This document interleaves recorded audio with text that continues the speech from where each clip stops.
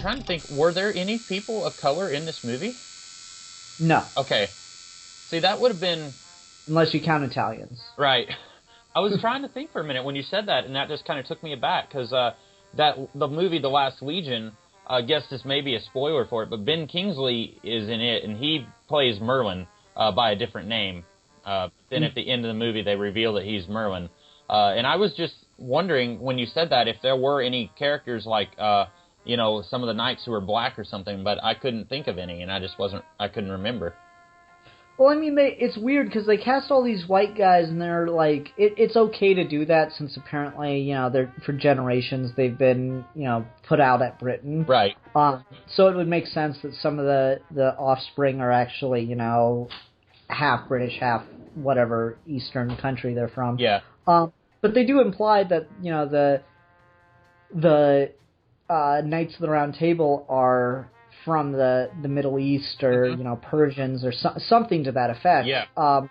So it's interesting that they do that, but they cast white people. So it's one of those weird things where it's actually kind of appropriate. Right. Well, they could have very easily.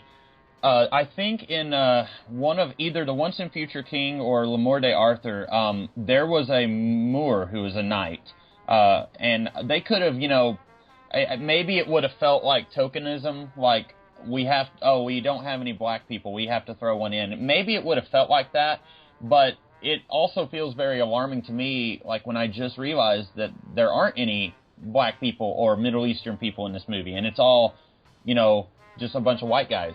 Like, I feel like they could have put one in. Which Robin Hood movie was it where they added a Turkish character to the Merry Men?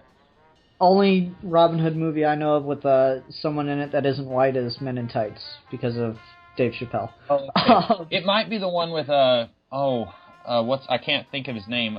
He was in not Men in Tights, but the one with Kevin Costner. That might be the one that I was thinking of.